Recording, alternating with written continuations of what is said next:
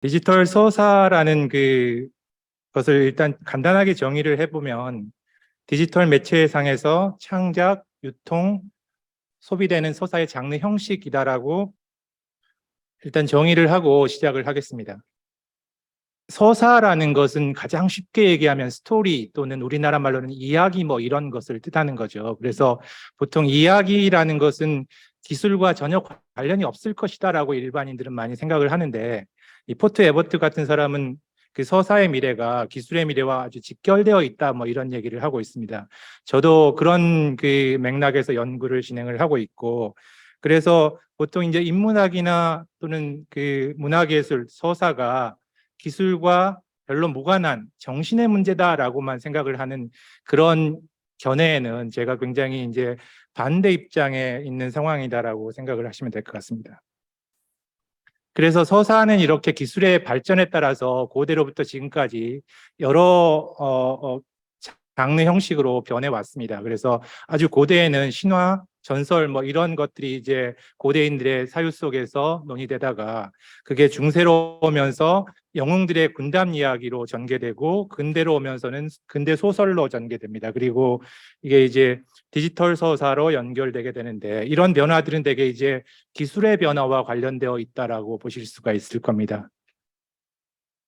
특히 그 근대 소설 여러분들이 이제 중고등학교 때나 요즘도 뭐 많이 읽게 되는 근대 소설 같은 것들도 기술과 전혀 관련이 없을 것이라고 생각하지만 사실은 이 근대 소설은 근대적 인쇄 기술이 발명되고 확산되는 과정 속에서 우리에게 주어졌던 소설의 서사의 형식이다라고 볼 수 있고 앞에 그림 속에 보여지는 그 무정 같은 작품 이광수의 무정이나 그보다 약간 앞에 있는 이인직의 혈운우 이런 것들이 다 근대적 인쇄 기술 때문에 발전했던 서사적 형식이다라고 볼 수 있습니다. 이제 디지털 기술이 우리에게 도입되고서 그 한국에서는 1990년대 중반에 우리에게 가장 먼저 주어졌던 PC통신 소설이라는 게 있습니다. 여러분들이 아마 전화선을 이용해서 그 작품을 이렇게 유통시키는 그런 PC통신 소설을 보셨을 텐데 이 화면상에 있는 게 하이텔이라는 PC통신 그 화면이고 PC통신 소설로서 발표돼서 굉장히 히트를 쳤던 이우혁의 퇴마록이라 이영곤의 드래곤 라자 같은 것들이 있습니다. 그리고 1990년대를 지나면서 이제 2000년대 전후로 해서 약간 이제 그 PC통신과는 다른 인터넷 매체가 등장을 했고 그 인터넷 매체 등장 초기에 인터넷 소설이라는 게 등장을 합니다. 여기서 인터넷 소설이라는 건 그 인터넷상에 있는 일반적인 소설을 뜻하는 건 아니고 어떤 고유명사처럼 쓰이는 건데 특히 여러분들이 기억할지 모르겠지만 규현이라는 작가가 썼던 그놈은 멋있었다라는 뭐 이런 작품들이 인터넷 소설에 속하게 되는데 옆에 그 한 페이지를 보시면 굉장히 이제 물음표라든지 문장 기호 같은 것들을 굉장히 많이 쓰고 이런 형태로 문장을 파괴하는 형태로 이제 소설이 한때 유행했다라고 보실 수 있습니다. 이것도 이제 디지털 매체상에서 활성화됐던 그런 서사의 한 형식입니다.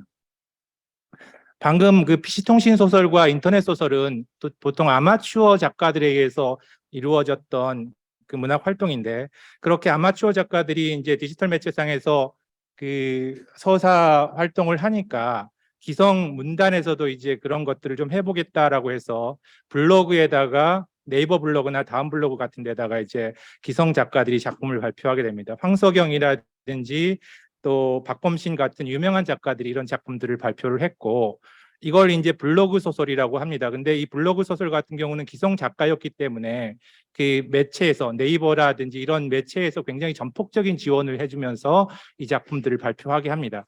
그리고 블로그에는 연재하지 않았지만 일반 인터넷 사이트에다 연재했던 조정래의 정글말리 이런 작품도 그 기성 작가들이 발표했던 작품입니다. 근데 이런 작품들은 그 아마추어 작가들과는 다르게 기존의 그 소설의 형식을 그대로 가지고서 발표 매체만 바꾼 형태라고 보실 수가 있습니다.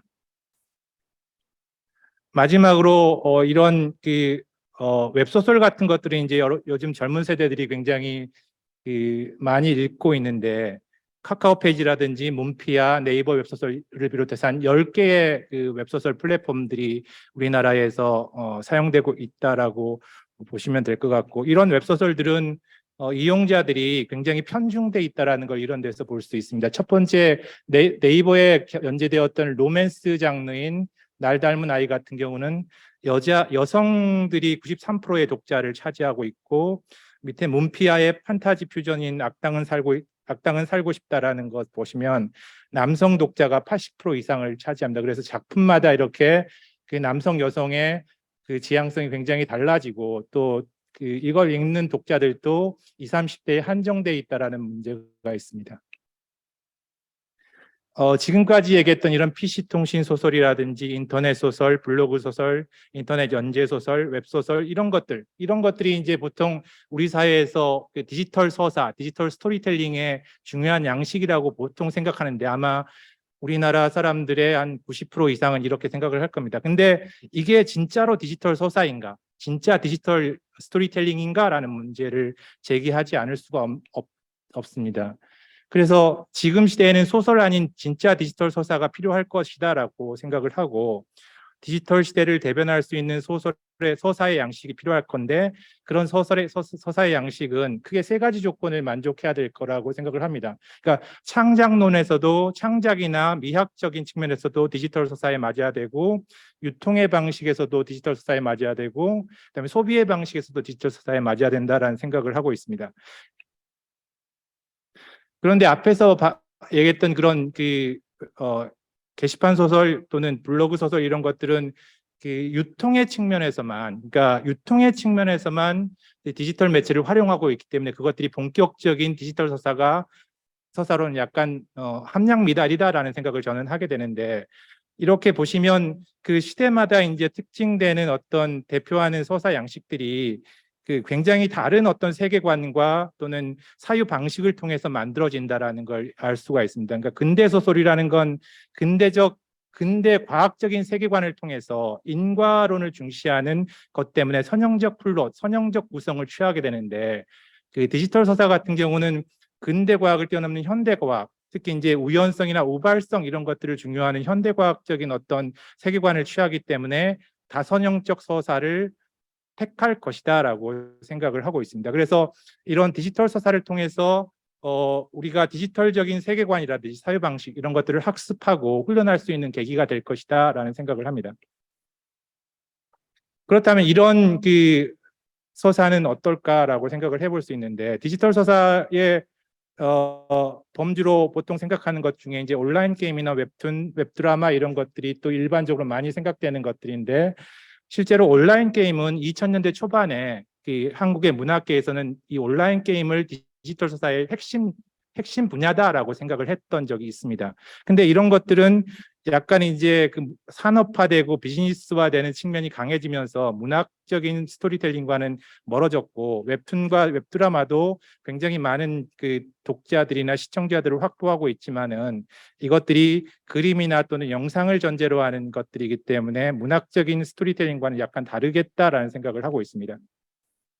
그래서 제가 생각하는 디지털 서사의 본령이 뭘까라는 생각을 해봤는데, 그걸 저는 하이퍼 서사라는 개념으로 지금 그 이론화 작업을 하고 있습니다. 그래서 연화각이라든지 코마 또는 타인의 신 이런 작품들이 이제 하이퍼 서사로 만들어져서 현재 온라인 매체에 유통되고 있고, 이런 하이퍼 서사는 결국은 유닛이라는 그 어떤 파편화된 그 이야기 단위들을 하이퍼 링크를 통해서 연결해주는 그런 가장 기본적인 그런 구조를 가지고 있는데, 이런 기본적인 구조가 디지털 서사의 새로운 형식을 만들어낼 것이다라고 저는 생각을 하고 있습니다.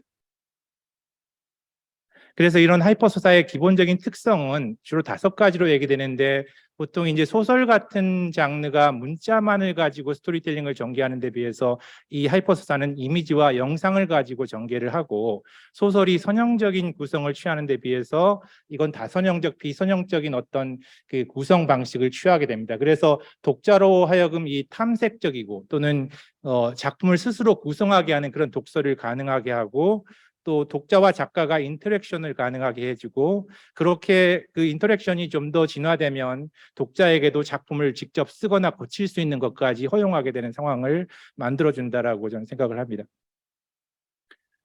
이 앞에서 얘기했던 5가지 그 특성 중에서 한 가지를 예시를 들면 하이퍼스사의 다선형성을 얘기하고 있는데 보통 소설은 첫 페이지에서부터 끝 페이지까지 쭉 읽어나가는 게 이제 핵심인데 여기에 예시로 들고 있는 타인의 신을 보시면 지금 각각의 네모들이 유닛들을 지칭하는 거고 그 유닛들이 이제 하이퍼링크를 통해서 연결되어 있는데 마른 목골 그런 에서 이렇게 시작한다고 했을 때 스크림이라는 마른 목걸이에서 시작하면 이렇게 밑에서부터 이렇게 읽어 나가게 되고 또 다른 쪽에서도 읽어 들어오게 되고 이렇게 읽어가는 방식이나 그 여러 가지 그거에 따라서 이야기가 여러 가지가 만들어지는 가능성들이 생겨난다라고 보실 수 있습니다. 그래서 이런 것들이 이제 하이퍼서사의 다선형성, 비선형성이라고 얘기를 하고 있습니다.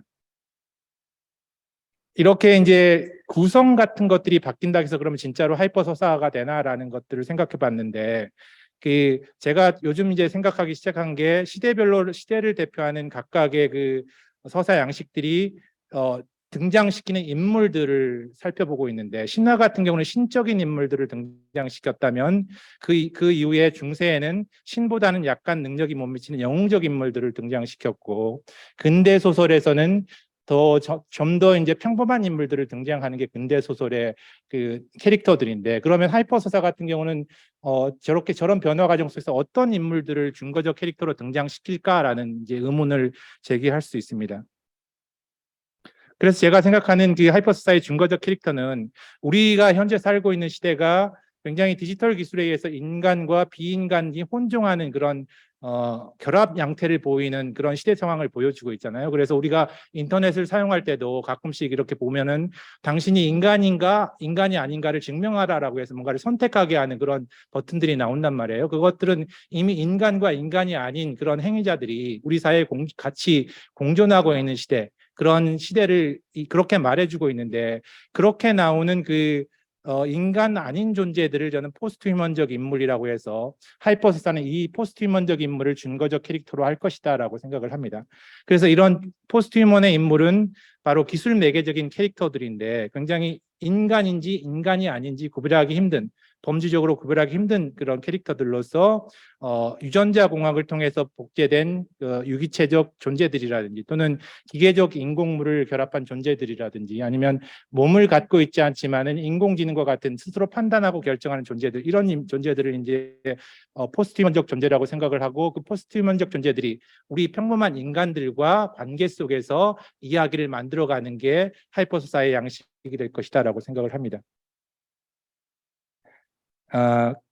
결국은 근대 소설이라는 건 근대적 휴머니즘에 입각해서 인간이라는 걸 이해를 하고 그 인간인 우리가 누구인가, 우리는 무슨 꿈을 꾸는가, 뭐 이런 것들을 근대 소설이 답해 주었다면 이 디지털 서사의 본령으로 앞으로 발전하게 될 하이퍼 서사는 포스트 휴먼 시대에 포스트 휴먼과 인간이 어떻게 교류하고 어떤 관계를 맺어갈 것인가라는 것들을 미리 앞당겨서 우리들에게 보여주고 또는 우리가 가지고 있는 그 근대적인 사유 체계를 전복적으로 뒤집어 줄 수 있는 어떤 것들을 서사 체계를 통해서 보여주게 될 것이다라고 생각하는 게 제가 하이퍼 서사의 스토리텔링 방식이 우리에게 줄 수 있는 중요한 어떤 도움이다라고 생각을 하고 있습니다. 시간이 굉장히 짧아서 굉장히 빠르게 진행을 했습니다. 이걸로 마치겠습니다. 감사합니다.